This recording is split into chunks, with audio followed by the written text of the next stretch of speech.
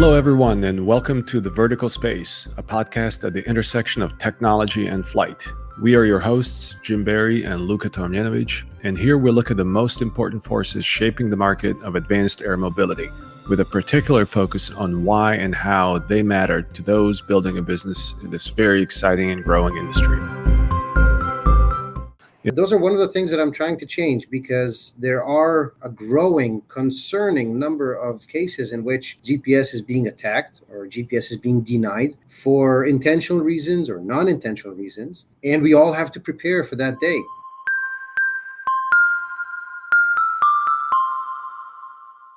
Hey everybody, welcome back to The Vertical Space. So today we're talking about global navigation satellite systems, or GNSS, and in particular its vulnerabilities to jamming and spoofing. Joining us in the conversation is Omer Sharar, CEO of infiniDome, a GPS security company based in Israel. As a society, we come to rely on GPS for countless things we do every day: to determine a position, to navigate whether it's on the ground, at sea, or in the air, to track our packages, use maps, and determine precise and accurate timing. At the same time, we've come to accept it's almost a given, and most of us are not even aware of the vulnerabilities of GPS. So that's what this episode is about.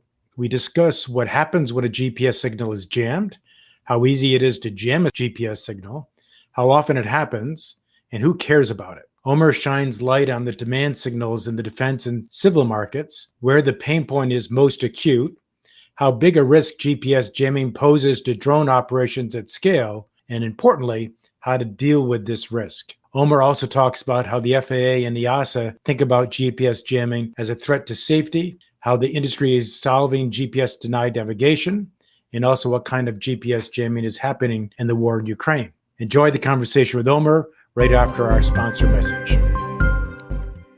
This episode of the Vertical Space podcast is brought to you by UAvionics. UAvionics is the leader in low size, weight, and power certified avionics for manned, unmanned, and advanced air mobility aircraft.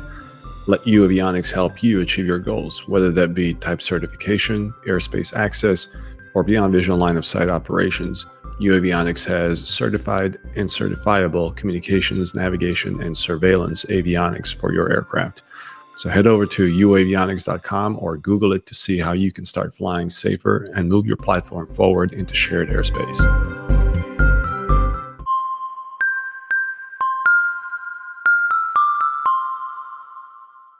Omer Sharar is co-founder and CEO of infiniDome. Leveraging his deep knowledge and experience in the GPS timing and synchronization world, Omer co-founded infiniDome in 2016 with the goal of creating GPS protection and resilient navigation solutions defending drones, vehicles, fleets, and other critical assets from jamming and spoofing attacks. Omer was head of synchronization division at Focus Telecom, designing GPS and atomic clock-based solutions for customers in Israel and out of it. Before that, he was a control system architect at Utilite Solar Printing Systems and head of software and control R&D team at HP Scitex. Omer holds a Bachelor of Science in Mathematics and Computer Science from Ben Gurion University and an MBA in International Business from the IDC Herzliya. Omer, welcome to the Vertical Space. It's great to have you, and please meet Luka Tomjanovic. Hi, thank you very much, Jim and Luka, for the opportunity to speak in the Vertical Space podcast. Thank you very much. Welcome, Omer. Is there anything that very few in the industry agree with you on? I think that one of the things that I try, it'll sound a little bit condescending, but I try to educate everybody is that GPS is not a God-given right. Most of the industry, doesn't matter if it's in the defense, homeland security, or commercial industry, looking at GPS a little bit like oxygen. It's just there. That's one of the things that I'm trying to change, that people will not take it for granted. But talk a little bit more about that. That's terrific. And you're right. You simply assume with the introduction to GPS, we've gotten so used to it in so much of what we do. What they disagree with you on is that they simply assume it's always going to be there. And what you're saying is you can't count on it. Yeah, correct. I think the DHS has analyzed that there are about 16 different sectors that are considered critical to the U.S. industry. If I remember correctly, about 11 of those depend directly on GPS or GNSS, and the rest depend on it indirectly. This ranges between telecom, ranges all the way to power industry, the transportation industry, the delivery industry, and everything that's in, and of course defense and everything in between. Problem is that all of the different sectors are treating GPS Again, it's just there because it works, because why wouldn't it work? And those are one of the things that I'm trying to change, because there are a growing, concerning number of cases in which GPS is being attacked or GPS is being denied for intentional reasons or non-intentional reasons. And we all have to prepare for that day. And especially when you're sitting in the middle of a city somewhere in the United States, you don't see that happening because it didn't happen until now, because we didn't have enough applications out there that basically crash when their GNSS is being denied. That is what we disagree on. That is what I'm trying to change. People to start thinking about that. It's interesting how dependent our lives and our society has become on GPS. I don't know if my recollection is right. Correct me if I'm wrong there, but I remember reading somewhere that in the early history of GPS, while it was still being approved and developed, it almost got shut down because whoever was arguing for the project only envisioned 6 or 9 use cases. I can't remember off the top of my head. And then, it risked being scrubbed because of the perceived lack of relevance to broadly the industry. And now you fast forward and we're so dependent on it, it's unbelievable. I agree. I mean, in the beginning, a receiver was the size of a small room and then required the power being fed from a power facility. But also the evolution of GPS is very interesting. In the beginning, when GPS was out, end of the 80s, beginning of the 90s, it had something called selective availability, SA, which basically said that only military users will have a special code that will allow it to become very, very accurate. What happened, I think it was in the first Gulf War, the American forces and their allies started using commercial GPSs. And when that GPS was disrupted with, basically to try to enable only friendly forces to have GPS, it really screwed up with everybody's GPS. And I think since then, it was Bill Clinton that came back and said, we're going to make GPS available and accurate for everybody all the time. But obviously, the other superpowers could not count on that happening. And that's why the other superpowers, like Russia, founded their own GPS system called GLONASS. The Europeans founded their system called Galileo. The Chinese, their Baidu. But basically now we're looking at these tiny receivers that implement amazing technology based on Einstein's theory of relativity, costing about $2, incredibly accurate and fast, able to receive close to 100 different satellites at the same time. So the evolution here is unbelievable. But yes, because this technology has become unbelievably available and accurate, it's basically like a thread that is being weaved through everywhere and all of the technology that we found ourselves dependent on. And when that thread is cut, that's when things start crippling down one after the other. So tell us about the main vulnerability of GNSS systems in general. Sure. Well, we have to remember a little bit like what are the basic principles of GPS. So GPS, again, the American system, but exactly in the same way as GLONASS and Beidou and Galileo, contains a few tens of satellites, between 24 and 30-something satellites that are orbiting at what's called MEO, Middle Earth Orbit, at around 20,000 kilometers above ground level. And the signals, when they are emitted from that distance, when they are received here on Earth, it doesn't matter if it's on my phone, if it's on a UAV, if it's on a toy drone, or if it's on a car or a truck or critical infrastructure, it's the same signal strength, and it's incredibly weak. I always say that it's about the equivalent strength received from a 20-watt light bulb you light up in California and try to receive its signal in New York. That's about how weak GPS signals are, GNSS signals are. It's exactly the same frequencies used, or very close to the same frequencies used between the different satellite systems. Now, the problem with that very, very vulnerable signal, incredibly easy to overpower it. All you have to do is to transmit something, anything really, in the same frequency, slightly more powerful than how you're receiving, or the power that you're receiving the GPS signal in. Meaning that basically today, you can buy GPS jammers online at various websites, usually coming from China, for as little as $20. It's about the size of a USB stick or slightly larger than that, maybe a very small battery. It has a little button on the side and an antenna. And when you click that button, basically you create a denial of service attack that can jam or disrupt the GPS signal. And basically it creates a little bit like a blackout. that affects, as a function of how powerful your jammer is, everything that's around you. So it doesn't matter if it's a phone, if it's a drone, if it's a car or critical infrastructure, its GPS goes away incredibly quickly.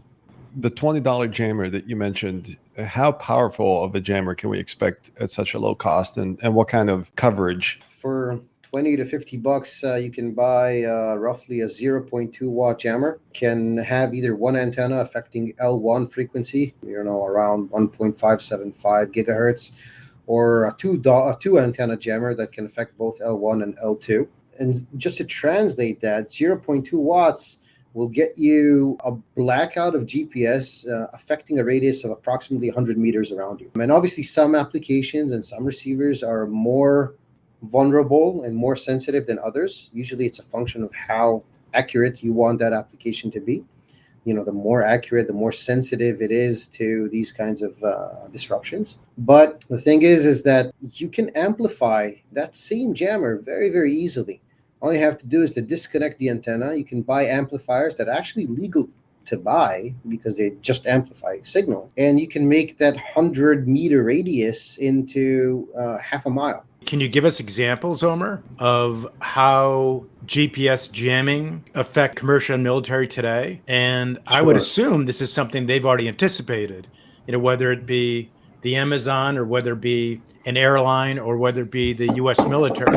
I assume they anticipated this 15 years ago when they saw the potential dependency on GPS, and they planned accordingly. Yeah, sure. I'll start with military. One of the things that they found is that the easiest way to actually so I'm specifically talking about now drones and UAVs, the easiest way to actually operate them and get them not only to get from point A to point B, but to stabilize and to be able to, hold their position and to be able to carry out any kind of reconnaissance missions or border patrol missions. It's basically to have them base a lot of their logic and their control on GPS, on their GNSS receiver, because of its incredible accuracy. But the thing is that why do we care? Because and I think the greatest way is to actually see this in action. When you take an average multicopter, an average, what we call drone, and you have it perform a very basic functionality, which is, take off. It's called position hold. It's a command that basically says, hold your position and hold your height right now. And you take a jammer. It can be a military grade jammer. It can be a small jammer, a little bit amplified. And you flick it on from about, 50-meter distance. What you're seeing is incredible. You're seeing that drone take an immediate angle very aggressively and then start taking off incredibly quickly, drifting off tens and hundreds of meters within less than a minute. This is the easiest way to take down a drone. Actually, a really interesting use case that I found quite recently for people to use these jammers is to steal drones. So they operate these jammers in the northern part of Israel, where people are flying drones. It can be military, it can be commercial. They're using GPS jammers to make the drones fall into the ground, and they steal them.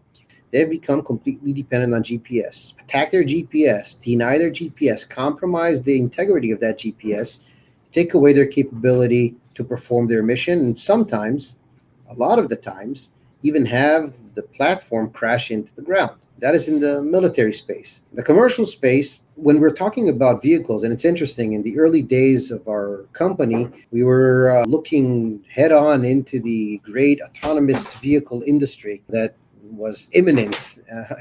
Unfortunately, that has been pushed off several times. But, when we're talking about a vehicle on the ground and you have its GPS being denied or compromised, in the worst case, it stops at the side of the road. But when you're talking about a drone, either in logistic missions, right, carrying parcels from point A to point B, you mentioned Amazon Prime, you mentioned Google Wing, you mentioned, Flightrex and Matternet, DroneUp and Mana Drones are fantastic companies out there, but they have a great challenge on their hands because they are there in order to be able to replace the delivery guy on the moped or on the little scooter. So by definition, they have to be able to create vehicles, aerial vehicles, as low costing to make and to operate as possible, still safe enough to be able to carry out their missions. And like in military, they depend very, very heavily on GNSS to be able to do so. So again,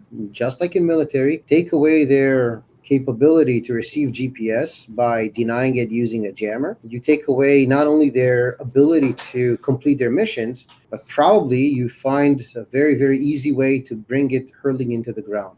How often do we see jamming occurring in the commercial applications? So that's a very, very good question. That was asked in approximately 2018 for the first time in a formal way. And the first ones who actually did something about that was the EU. The European Union assembled a task force called Strike 3, which basically went out and spread about 40 antennas, stationary antennas, across Europe, Western Europe. And their entire mission for about a year and a half was only to collect data to try to answer that question.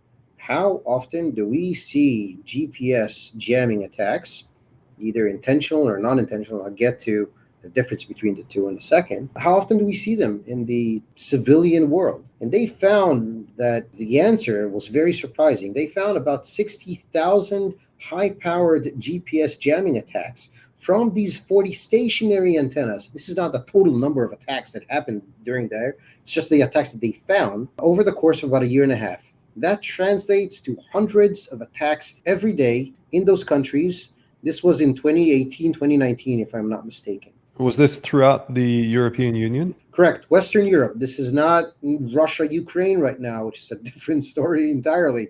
This is Western Europe. And the problem, and from here to here and again, we're seeing an article that basically says, we saw this occurrence that affected that area or that application in different areas. So there are a few organizations that are trying to track this. One of them is the Coast Guard. The U.S. Coast Guard has actually a database that try to log information from users on these GPS attacks they're seeing in the field. But much like them, there are other organizations like RNT, FND, the Resilient Navigation and Timing Foundation, that again collects a lot of information on these different incidences around the world and tries to compile them and give information about them. So these 100 jamming instances per day, how do they materialize? What were the consequences?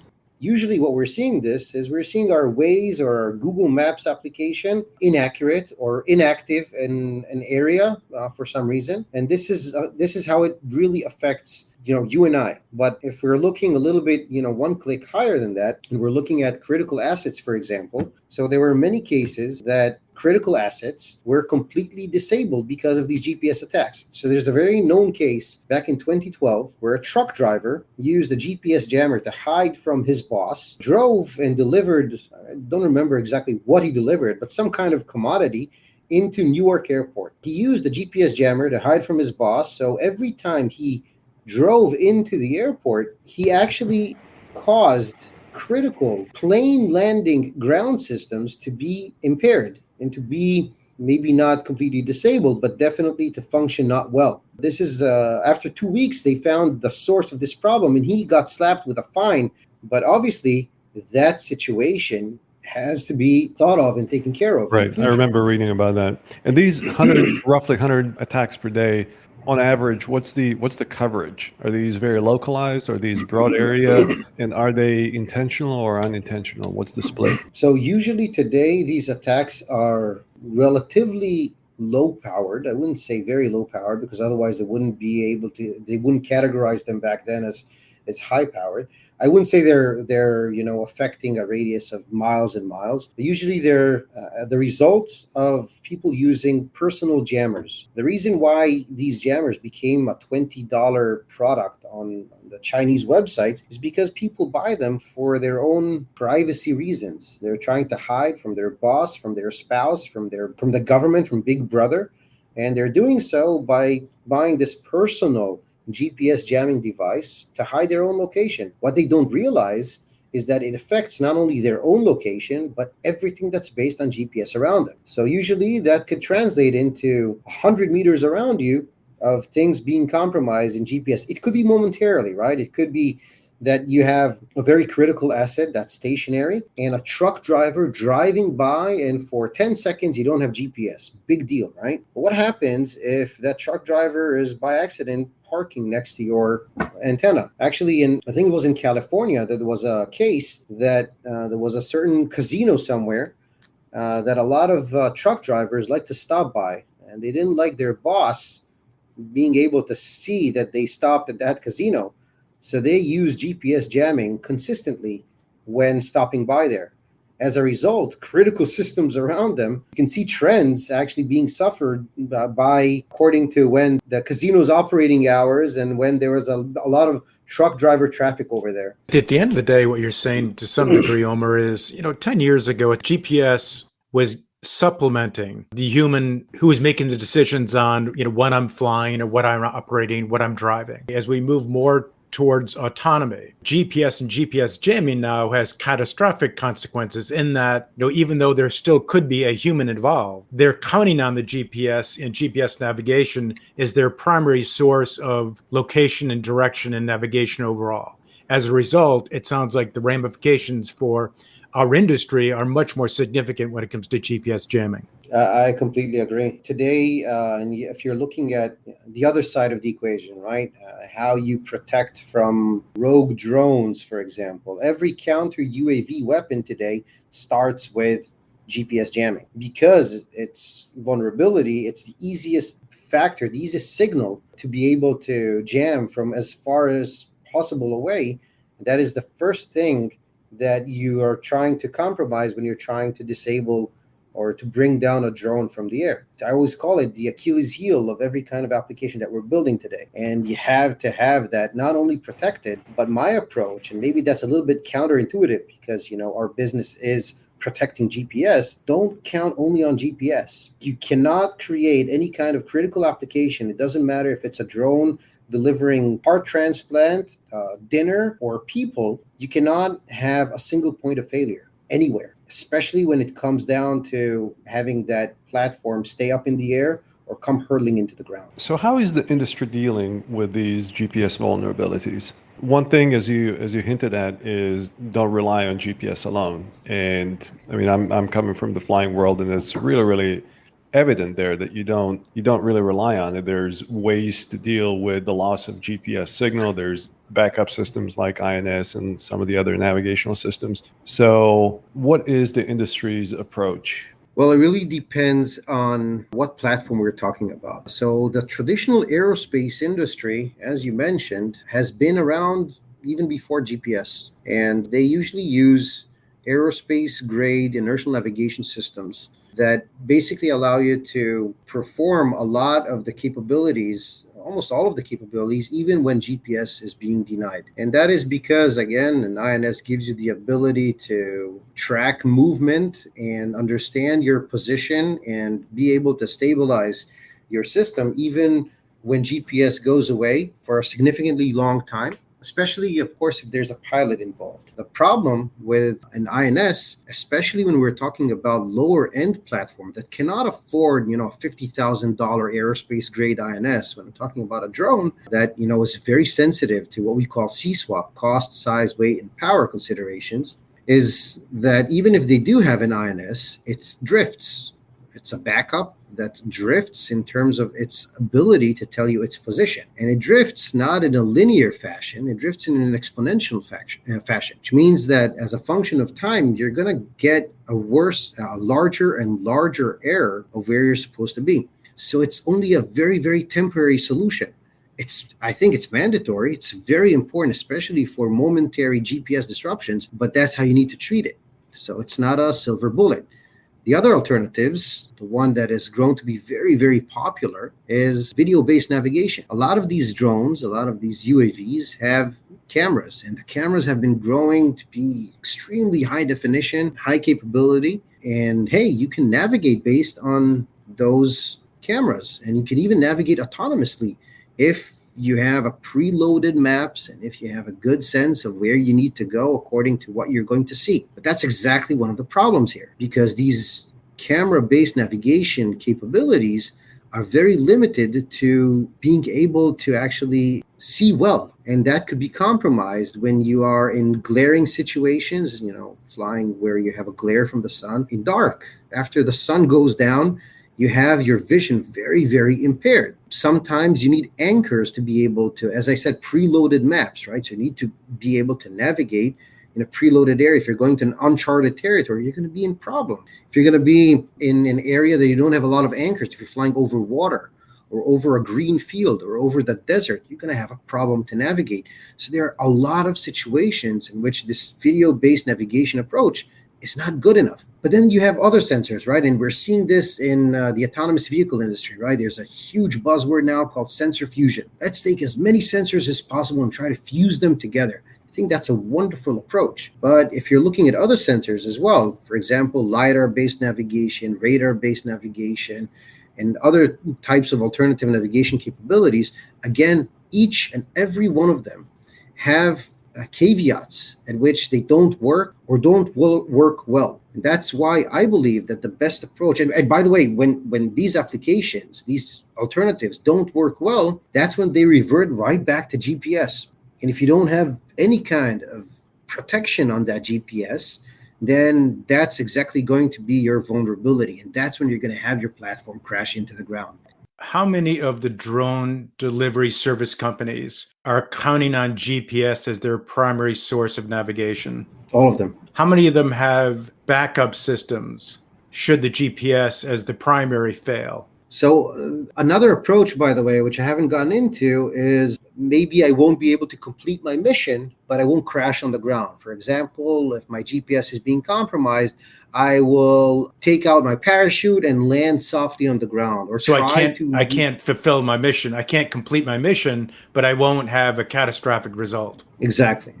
So definitely those are approaches that are important. Those are approaches that sometimes tell the regulators, when there's a big problem like that in GPS, then, I won't crash into the ground. I think, of course, that's a good approach, but it's not good enough because, again, that's not a solution for everything. But usually that's the approach that is being taken by the non-defense, non-government applications out there. There's not 100 companies listening to this podcast right now saying, well, we don't use GPS anymore.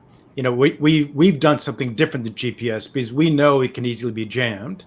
So, GPS is no longer our primary source of navigation. What you're saying is 99 out of 100 are using GPS as their primary source of navigation. And if it fails, they don't accomplish the mission. They don't fulfill the mission. They just find a way to have a non-catastrophic result. Correct. Even if you're looking at how the drones are built today, by definition, the world is divided into DJI, into PICSOC, which is a little bit like the Android of drones. And you have a few proprietary controllers that are very fundamentally similar to PICSOC. At the end of the day, the core functionality is to have NMEA, which is the positioning data, being fed to you continuously. And that today is being done almost entirely by GPS. Let's say we're at an investor conference for one of these service delivery companies. Somebody gets up and says, so I understand that you use GPS as your primary source of navigation, but it can really easily be jammed. What is your business model if everybody's jamming, whether it be intentional or unintentional? What happens if they're all jamming the airspace? What would those people say today? I'll try not to fly there. I think that's usually the case because they really cannot operate when GPS is being denied. Even in military, when you have more means and you're not that price sensitive or cost sensitive, I'm having discussions with very, very high-end platforms that are saying, hey, in a couple of years, we're not going to need GPS because we have all of these wonderful tens and hundreds of thousands worth of sensors that we can fuse. That's wonderful, I tell them. But at the end of the day, you're still going to need GPS because even the greatest INS in the world, a $50,000 INS, if you flick it on and you don't have GPS to get that initial lock, that INS is not worth it. I also think, Jim, back to your question, that it's necessarily a question of a trade space, right? You can put a lot of interesting sensors on your drone that's supposed to be cheap and deliver a cheap and affordable service, but at the same time, you have to balance that with how often these kinds of problems arise. What are the consequences if they do arise? In a normal, peaceful environment, there might be some random people who want to protect and have unintentional jamming, or perhaps some intentional but very localized to protect their own privacies. But typically those are not large scope barrage jammers, which, oh, by the way, are very easy to detect, and law enforcement will do something about that. I agree. Just a note on that, Luca. I completely agree. And if you're looking at the bill of material of most of the delivery drones, they're looking to be able to build an entire enterprise level delivery drone end to end for less than $5,000 a piece. And when you're that sensitive in terms of what you're able to put on in terms of weight and size and of course cost, then there's a trade-off. There's a trade-off because the economics of this entire business model of delivering stuff from point A to point B has to make sense. And the only way to make sense of it is if you drive down the prices of everything per delivery, per drone. And then it comes down to a risk assessment. And I've been receiving a lot of messages from the commercial side that, hey, if the regulators won't come to us and tell us, hey, you have to put that level of protection, we're not going to do anything, because it's a simple risk assessment insurance kind of approach saying, what is my risk here? How likely am I to get jammed? And maybe it's okay if 1 out of 1,000 flights crashes on somebody's head. Again, it's a consideration that they might be able to take. These new constellations, whether this is GPS Block 3, the upgraded GPS system, or whether these are some of the upcoming constellations, how much of the GPS vulnerabilities will those new constellations and assets fix? So GPS Block 3 is the newest capabilities of newest GPS satellites that they're launching. Yes, their signal is considerably more powerful than the original GPS signal, but that is still today very, very partial service. And even that could, you need a slightly bigger jammer to be able to jam that, but that's also very, very vulnerable without any kind of protection. If you're talking about other types of services, PNT, position, navigation, and timing services that could be serviced through LEO, through low Earth orbit, there are a few great solutions out there like iridium-based navigation and other types of services that could be accessed from low Earth orbit. Then the problem with these things, again, is usually that the receiver is not a commodity like GNSS, right? It's always a factor of scale. So GNSS has become very, very cheap, and you can buy fantastic receivers now for a few dollars because of its scale. So these things are still expensive. Usually, to be able to get service for these things, you need to pay either a monthly fee or a per usage fee, again, which is still expensive. And like I said before, even when you have signals coming from low Earth orbit, they're still vulnerable to attacks. So I wouldn't say that this solves the issue completely. At the end of the day, one of the problems of those selling GPS denied navigation have in the industry side is not enough of today's manufacturers or service providers consider GPS jamming to be a great enough risk for them to invest in this to be able to make it a large viable market. Is that the case? Or am I overstating that? As I said before, I've had a few conversations with leaders of the commercial drone, especially the delivery drone industry. They're always saying, hey, I have a million concerns in my head. This is one of them. It's an important one, but it's one of them.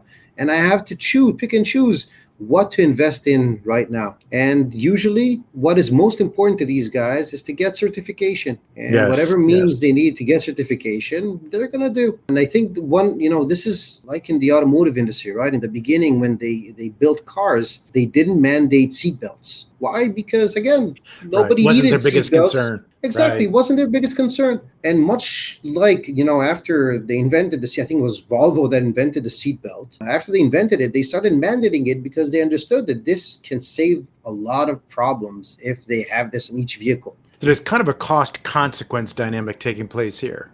Right now, the costs are so great, but the consequences are not the greatest concern. However, the closer we get to autonomy, the closer we get to GPS jamming have a significant consequence, either because of the number of vehicles in the air or how they're being flown. Then it becomes potentially much bigger deal. But is that kind of the challenge in the marketplace today? Well, I would say that one of the reasons why we're very focused today on military government applications is because they are very, very conscious of the pain, because they have been executing and delivering autonomous capabilities for quite some time. They understand the meaning of having one of the fundamental capabilities being denied. And definitely they are aware of the pain. In the commercial side, they're still not completely aware of the pain. And as you said, it's very early days, and when we're going to start seeing more and more autonomous capabilities, then we're going to start. I wouldn't say we're going to start seeing drones fall like flies, dead flies from the air. But definitely, we're going to start seeing more and more accidents that are very, very probably the result of GPS integrity being impaired. That's when we're going to start seeing people raise the issue, either from the regulatory side or from the industry side, because you're never going to have, if you're a great retailer that wants to start delivering stuff with a drone, you don't want your brand name slapped on a drone that's crashed right now on a bus stop. So DoD in the U.S., but certainly militaries worldwide, are obviously very, very cognizant and aware of this problem, and they're investing in systems that help locate sources of GNSS jamming, like electro-optical or synthetic aperture radar, or all kinds of RF monitoring, whether from space or terrestrial. How are these interferences mapped, and is detection of GPS interference becoming more important than the actual consequence of jamming?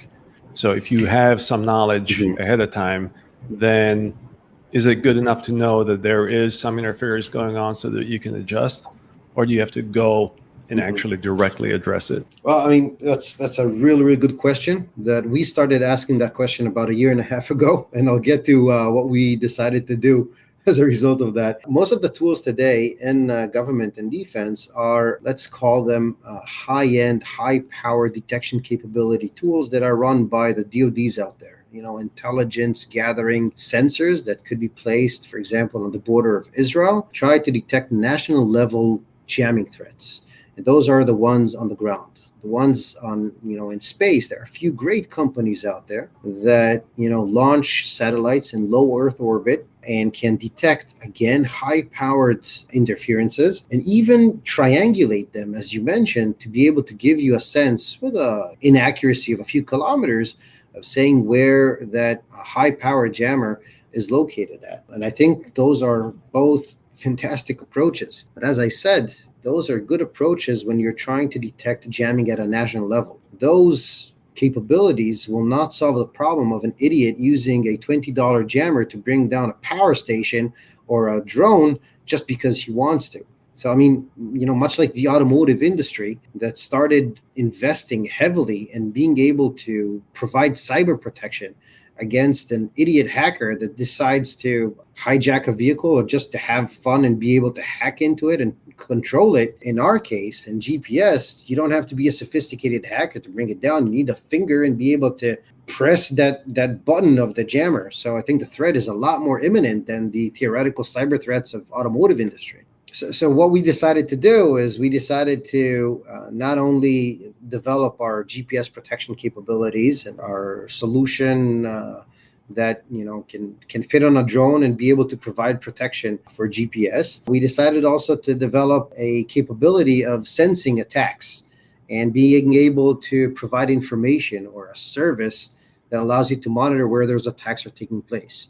So basically what we decided to do is we said, hey, can we develop IoT-based sensors that we can deploy either on a drone or on the ground or on a vehicle, and to start collecting information that's available to everybody, right? So it's just freely available information, detect, analyze, characterize those attacks, and provide that information to you if you're running a fleet of drones or a fleet of cars or critical infrastructure as to where you're seeing GPS integrity being challenged. So at the very least, as you mentioned, maybe that won't keep your platform protected, but definitely it'll give you basic information, at least where you shouldn't fly into, because we believe that's the very, very minimal capability you need in order to ensure a safe, let's say, zone that you try to operate GNSS-based applications. All right. So when it comes to alternatives, we mentioned a few. One can complement the GPS signal or perhaps even use as an alternative positioning, navigation, and timing signal with terrestrial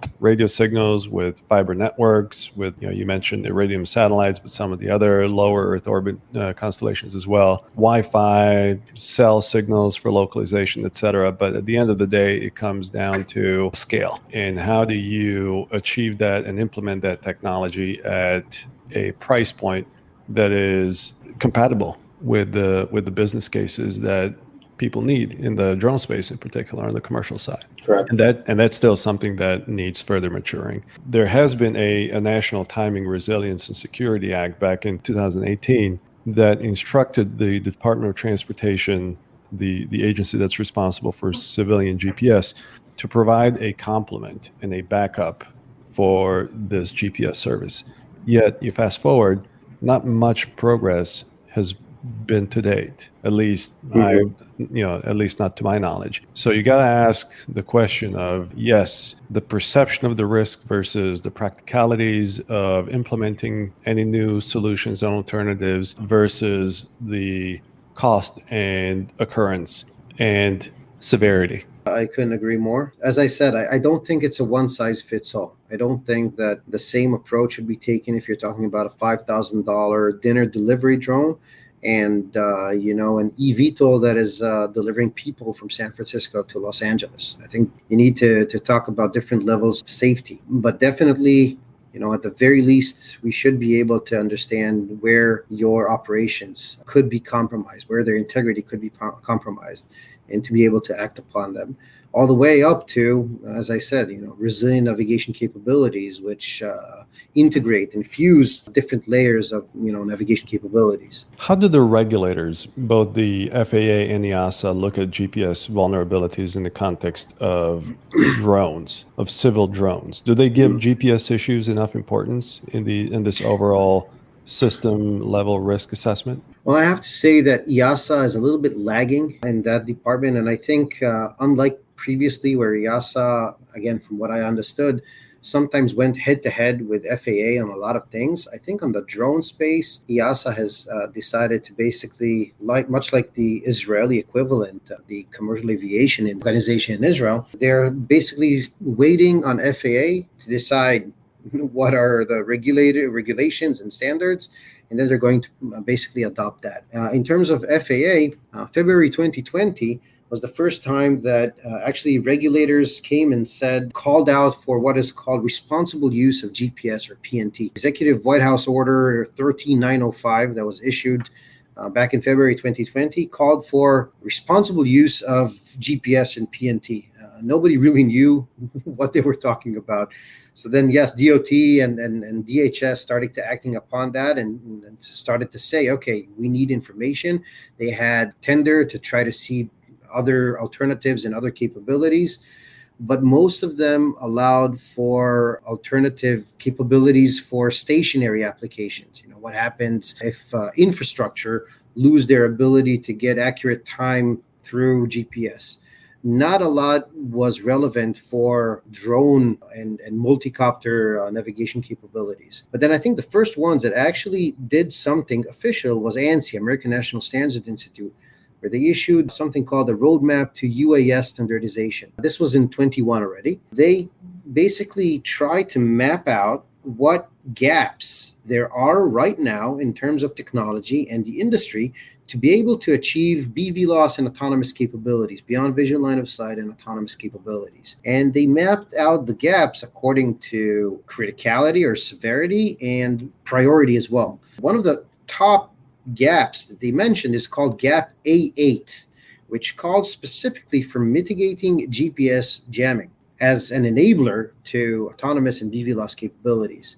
And then come FAA, and FAA did the first thing in regards to, okay, what is needed to enable BVLOS? And they assembled ARC, right, Aviation Rulemaking Committee. And one of the things that they started by doing is looking at the ANSI roadmap to UAS standardization and to try to understand how to start bridging those gaps. I have to say it's very, very far from completion, this mission, according to what we understand at least. least. But as I believe, the way to standardize this issue, that the FAA will basically tap in one of the standardization bodies. It can be ASTM or SAE to come and say, okay, we need you guys to help us build a best practice and then a standard that helps us to mitigate and bridge one of those gaps that we talked about in ANSI's roadmap.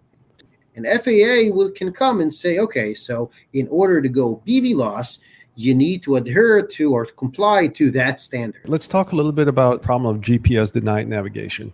What are the different approaches to address it, both in the civil and defense markets? It really depends what the application is. If the application is visual line of sight and you can see the drone that you're operating and UAV that you're operating, and I think that the problem is secondary. But when you go beyond visual line of sight, remotely piloted, and especially when you're trying to have one pilot control several applications, or sometimes have no pilot and have the applications try to act, like a Roomba, go perform your application and come back to your base station, that's when you're starting to see the greatest dependency. And it doesn't matter if it's a commercial application or a defense application. In the defense application, they do have different approaches of how to try to mitigate that problem. And I think if in the commercial space, the liability is to have the drone crash on somebody's head, in the defense space, the liability is, or the problem or the concern is to have the drone crash beyond enemy lines, not complete their mission, and sometimes crash with very, very important payload. That's why sometimes they're willing to spend a lot more than what the platform itself costs in terms of being able to protect its ability to complete its mission. And the approaches are, much like I said before, are derived from different types and approaches of sensor fusion. The most common approach today is camera-based navigation. Very, very high-end cameras that are trying to solve this problem by being able to navigate usually in a known terrain, sometimes in an unknown terrain, based on information and autonomous analysis that they're seeing from the field itself. Ergo, trying to calculate your own position according to what you see right now. As I said, this has an inherent problem because you need to see to be able to do that.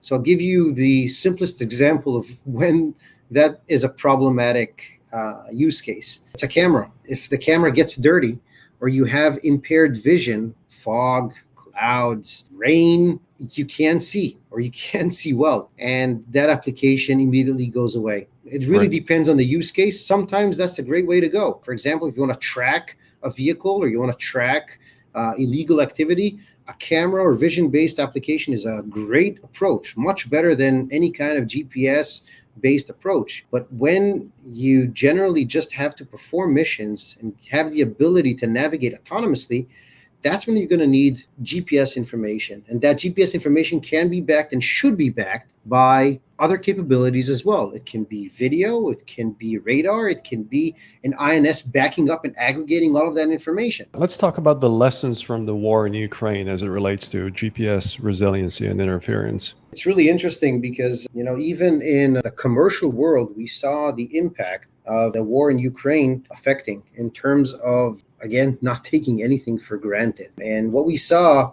actually, I think it was Hawkeye 360, who did a really great report and published it on GPS attacks being done by the Russians in the area of the Ukraine leading up to the Ukraine war. And what we saw over there is that, it's been known for a long time that the Russians use GPS attacks to impair activities. And we see this in Israel as well. It's very well known that the Russians are supporting Syria. And we just issued in the company, we issued a report we collected information on what attacks we're seeing in the Golan Heights on the border between Israel and Syria. Like around Russia, we saw a very, very active attacks done by Russian jammers that affected sometimes kilometers and tens of kilometers away from the border. All the way, by the way, that even in Ben Gurion Airport, which is very far from the border, we saw commercial airliners reporting GPS attacks and GPS integrity being impaired, landing down in Ben Gurion Airport. And we saw this in Europe as well, even before the Ukraine war. Finnair reported several problems, especially around Russia and the Black Sea, that again are probably being affected by military-grade Russian jammer. So what happened in the Ukraine was that the Ukrainians very early on understood that the drone is an unbelievable tool to help them protect their borders and to help them detect enemy activity. And they started flying them, and could be commercial drones or, higher end military drones. And of course, the Russians, having known electronic warfare capabilities for a long time, tens of years now, immediately deployed their high-end military jammers. And obviously that was the easiest way for them, for the Russians, to be able to impair capabilities of the drone operations of the Ukrainians.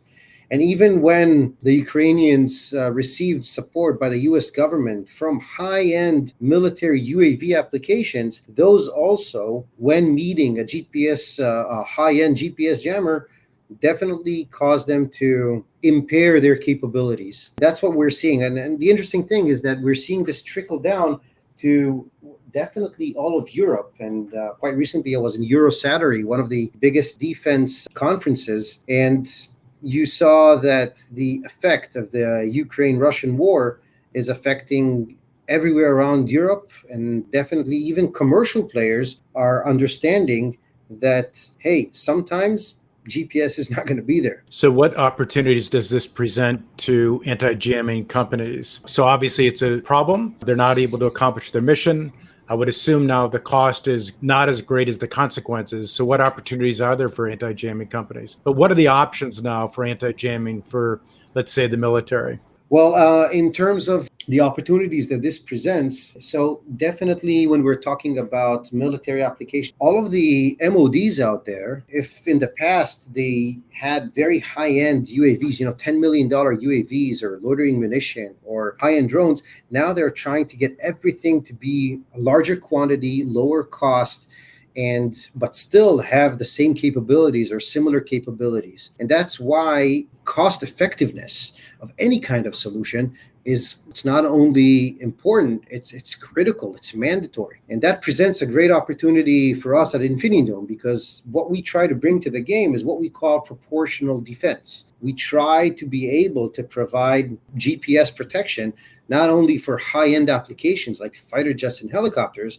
but also for fixed-wing UAVs, class 2, or even multicopters, large class 1 or class 2 multicopters. And as I said before, I think that the approach, and this is what basically we're doing with Honeywell, our partners, is we're trying to create a more holistic approach of combining not only protected GPS with our technology, but also with alternative capabilities like an INS, radar-based velocity system, etc. Back of the envelope, what's the market right now for anti-jamming today, and what do you expect it to be in 5 years for anti-jamming capabilities like you're doing at infiniDome? Well, right now the market, again, according to several reports, is around $4 billion.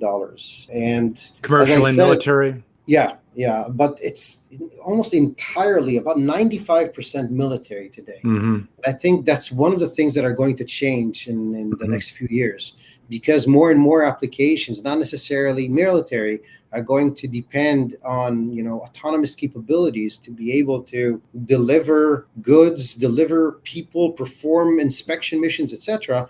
That's when we're going to start seeing also the capabilities to protect that ability, especially in the commercial space, trying to avoid liability issues. The consequence will be greater than the cost. Exactly. Hey, just a quick follow-up on Ukraine. I've heard some folks say that the Russian GPS jamming effort has been less extensive than what people expected based on their overall electronic warfare capability. And they cite several reasons. One is that Russians may depend on the same GPS as well. And there's been evidence with Russian fighters that were downed by air defenses to carry handheld GPS receivers. Then if they go and capture certain Ukrainian infrastructure that's dependent on GPS, then certainly they don't want to compromise that infrastructure that now they operate. And then also, if they do employ high-powered GPS jammers, then of course those are very easily detectable and certain weapons can be sent their way. Do you agree with that? And in a conflict where both sides rely on GPS, to what extent can we expect GPS jamming in the first place? First of all, I agree. I think that, I expected a little bit more. I think in all aspects, again, I'm just an innocent bystander here. bystander here, but in all aspects, I expected a little bit more in terms of the capabilities of Russia. But also in electronic warfare, I think the first reason you've mentioned is, I think, the primary reason. As I said, everything depends on GPS. Even when you're talking about Russian fighters that are using GLONASS as a default, they still use GPS. And sometimes when you jam GPS, you're going to jam GLONASS because they're very, very adjacent frequencies. But in regards to what kind of real interferences we can expect in the battlefield, hey, I mean, I'll give you Israel as an example. Israel has seen periodically GPS being compromised on its borders. And we're seeing this in the Gaza Strip, and the southwest of Israel, and we're seeing this in the Golan Heights and on the border with Syria and the border with Lebanon. And this doesn't affect only military applications that obviously are very, very affected by these. It doesn't matter if it's drone applications or UGV applications or whatnot. We're seeing this also affecting precise agriculture, for example. Crop dusters cannot perform well when they're being compromised. Irrigation systems that are based on GPS don't work. Autonomous tractors don't work on the borders of Israel. And this doesn't happen once in a blue moon. This happens either daily or weekly. It sounds like your market is getting bigger and more realizable as each day goes on. Okay, we're going to go into a lightning round because of time limitations. Okay, so listen, it's really interesting what infiniDome is doing. It's a really interesting market. It sounds like it's one where the value is going to become greater than the cost as the time goes on. So fast forward 5 to 10 years, what does the industry look like? Well, I'm going to start with the military. I think that everything in military, we're going to take the man out of the equation. This is already being done today. It's going to be more so in the future. On the commercial space, we're going to start seeing delivery, more delivery by drones than by trucks or by people, because this has to be the reality because of the economics, pure economics. And the jamming of GPS is going to become more, I'll use the word catastrophic as an extreme to these people. So they have to have some kind of anti-jamming capability or something other than GPS to navigate. Exactly. As I said, it's like a chicken and the egg story, right? I mean, the more applications we have out there dependent on GPS, performing autonomous missions, the more we're going to start seeing disruptions bringing down these applications, the more it's going to hurt everybody around. We're going to need to see protection. Our entrepreneurs have heard a couple of things in this podcast. I have, where I was thinking, if I were a small company in this space, here's a nice opportunity. What advice would you give to someone who's starting a company in, advanced air mobility overall or in this world of jamming or anti-jamming? Well, I mean, first of all, it's tough.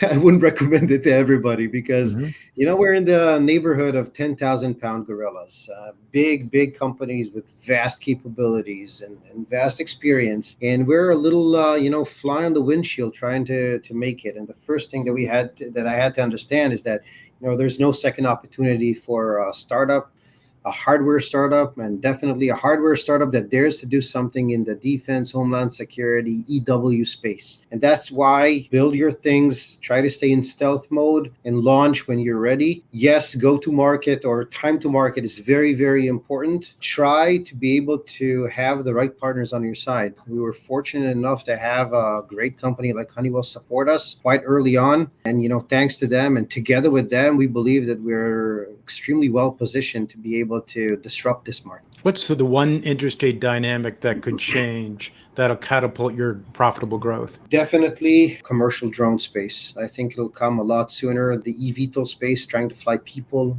unmanned.